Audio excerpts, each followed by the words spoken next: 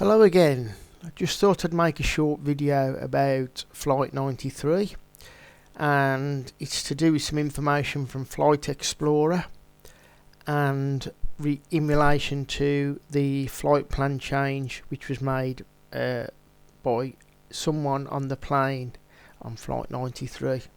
Now, just to add that this has been played down by the Commission, although they did mention it, but they just did not want to open up about that it came from on the plane. The flight plan change was requested. They've played that down, but it is in the Commission, although there's several news outlets that reported that the flight plan did change from on board the plane.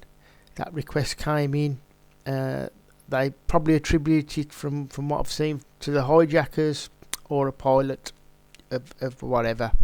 So just to mention about this here, this map shows the last point, 10:28 of an estimated time of arrival, the destination of DCA, which is Ronald Reagan National Airport, and it's at 364 miles per hour. So here it is here. Now this red blip there is the crash time at 10:03. Here we have is when the flight plan is requested for Ronald Reagan National Airport, and the estimated time is for 10:28. However, we have quite a discrepancy here, which is quite damning.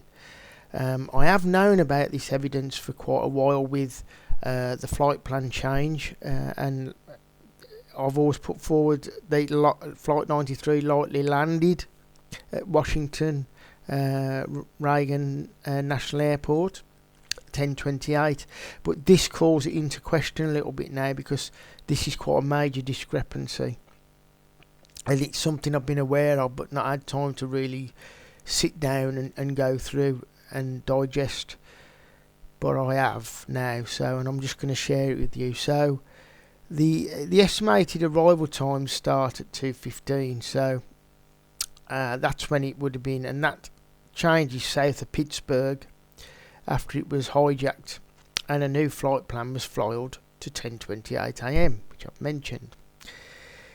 It remains that time until the last blip, which indicates 9:34 as the estimated time of arrival, but it crashed much later than that, which at 10:03, which is the alleged crash time. So how can we have an estimated time of arrival show 9:34 when it was well after that time of the alleged crash time, 10:03 AM? So this is the last sort of blip here, showing the estimated time at 10 AM. So if we just forward to now, and again this is Flight Explorer, it's showing after. This is after the crash, 9:34 AM. So how can that file that after it's past the crash site? Does not make sense.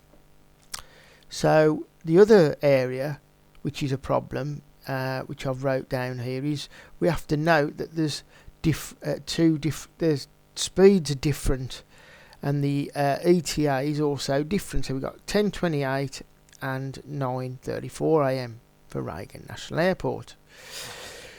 So looking at this, I thought that these would be two different locations here. So what I did was I've overlaid the two, and they match up perfectly. So how can this be the case? The actual last blip as recorded in Flight Explorer shows an estimated time of arrival at 9:34 AM. This isn't possible if the plane's already crashed. The other thing we have to note is the plane was travelling at different speeds as well. So it's travelling, just go back to here. This doesn't make sense. So This plane is travelling at 35,000 feet. It's allegedly crashing, and it's travelling at 389 miles per hour. Now, the problem is that many witnesses said they saw Flight 93 flying at around about 8,000 feet, and so that is a major discrepancy. And there's many witnesses and pilots who said, well, there's pilots who identified Flight 93 travelling at 8,000 feet and rocking its wings. That's quite well known. And here again on this last blip which I'd put in the overlay, we're travelling at 35,000 feet but a different speed, 437. So yet they are both at the same location. So this is pretty damning evidence, to be honest. And just to back that up, I've got a video here which I included in the got Chris Hampton to include in the 9/11 Alchemy film made in 2018, because this is when around about that time I discovered about the Reagan National Airport landing for Flight 93. So and this is where it is. So if you just check there, it's saying, and just note the little blip there as well, the gap. So we've got UA93 350, which is 35,000 feet at 473 miles per hour. DCA, and its estimated time of arrival 9:34 AM. So this is a major discrepancy for them, for the perps basically. So I'm gonna just play this video and you can hear it for yourself. And then disappeared off the radar screens right here outside of the Pittsburgh area, a place called Shanksville. We don't know what happened there. What's kind of odd about this one, Joey, is that at some point after flying past Pittsburgh, the pilot apparently radioed and changed his destination to... Now see, it shows 9:34 there. DCA, which is Ronald Reagan National Airport. Unclear what that means. Now let me just kind of put this all onto one graphic, if you will. So there we have it, and I'll just play that again. And then disappeared off the radar screens right here outside of the Pittsburgh area, a place called Shanksville. We don't know what happened there. What's kind of odd about this one, Joey, is that at some point after flying past Pittsburgh, the pilot apparently radioed and changed his destination to DCA, which is Ronald Reagan National Airport. Unclear what that means. Now let me just kind of put this all onto one graphic, if you will. So that was played on, well, that was live on CNN around about 5 o'clock, I believe, in the afternoon on 9/11. So this isn't the only flight plan change which I've mentioned here, video wise. If you go into my videos, I've mentioned it in another video, or I've got videos of that happening, and there's another one here which I'm going to play, and this is another news report. California. He was right. Dateline obtained radar data showing the path of United Flight 93. A little more than an hour into the flight, it makes a sharp turn off course near Cleveland, Ohio. Radio communication is switched off. Dateline has also been able to confirm that a new flight plan was filed from on board, perhaps by a fourth hijacker, identified today as a pilot. Destination, Reagan International Airport. The plane was now on a direct course for Washington, D.C. We'll give them that. They got it wrong as international airport, because it's actually a national airport. But the information contained in that video tells you that that came from a pilot, came from the plane, the flight plan change. The damning evidence from here is that flight plan change was made afterwards. So we've got it after the crash. So if you look at this, they cannot have it both ways.